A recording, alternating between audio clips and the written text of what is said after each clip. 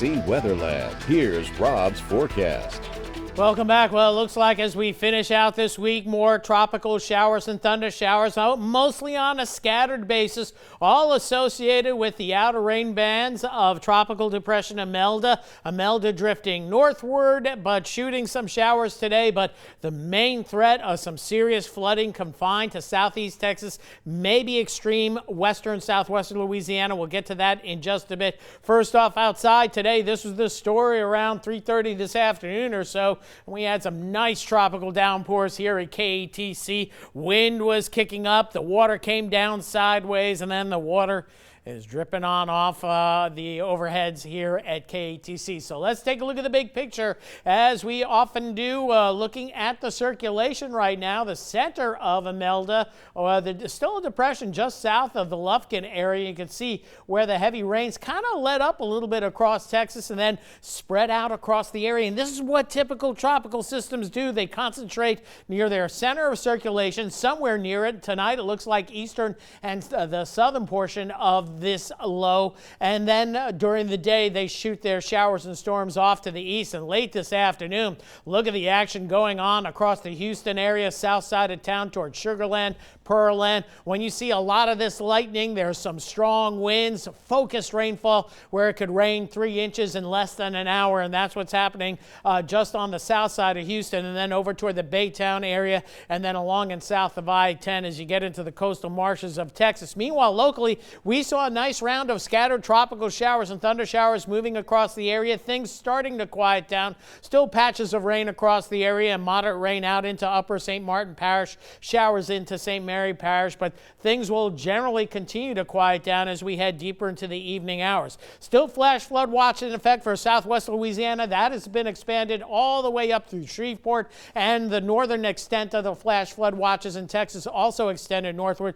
Locally, 2 to 6 inches of rain or more in isolated spots, especially right as you get to the Sabine River through the next 24 hours. Much more than that, 10, maybe 20 inches of rain in spots across Texas. We'll get to that in just a bit. Here's the satellite imagery. Beginning of the loop, 12-hour loop, nice looking uniform concentrated system in Texas. Then at the end of the loop from 6 in the morning to 6 late this afternoon, you see the storms bursting out here and also the storms spreading out across Louisiana this afternoon. We'll see more of the same next couple of days. Meanwhile, in the tropics, busy. This tropical wave heading for the Gulf of Mexico. We'll keep an eye on it. We have Umberto, Jerry, another tropical wave in the far eastern tropical Atlantic, and another one coming off the African coastline. It is the peak of hurricane season. Just saw winds gusting over 80 in Bermuda with this outer rain band, but fortunately Umberto with right now 120-mile-an-hour winds near the core will be moving off to the north and east and eventually weakening in the open Atlantic. Meanwhile, tropical storm Jerry, formerly TD number 10, is going to become a hurricane. Cat 1 at the very least will skirt just to the northeast of the Leeward Islands where a tropical storm watch has been posted, and then hopefully turning out to sea, but Bermuda may have to watch this again.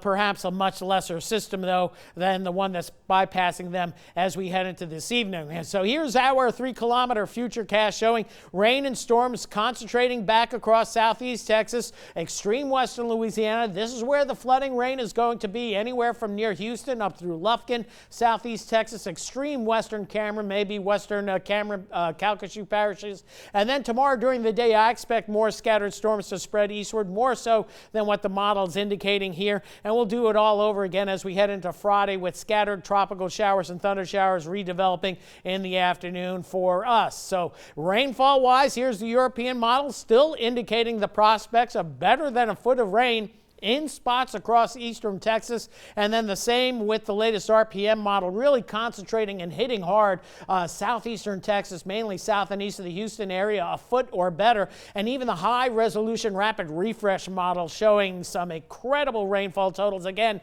these are just models. What was going to happen in the real world is going to be vastly different, and these numbers won't verify, but the model's telling us still the possibility of 1 to 2 feet of rain for southeast Texas over the next couple of days. Showers diminish locally early this evening. They refocus back into Texas, so rain chances down, warm and humid, 76 the low, 84 the high tomorrow with scattered tropical showers and storms. I'll go with rain chance at about the 60 to 70% range, and And close to the same on Friday. Might be 60% on Friday as well. We'll hold in the mid-80s. Then drier air moving in for the weekend. Rain chances down. Temperatures going back up. In fact, the first day of fall will be in the lower 90s. First few days of fall, that is. Some tropical moisture next Wednesday. Again, maybe the following Saturday, but still no hints of a strong cool front in the 10-day to 14-day period, maybe, but maybes in the 10 to 14-day period, nothing to hang your hat on. Maybe. All righty. Right. There's a chance at a maybe. Thank you, Rob.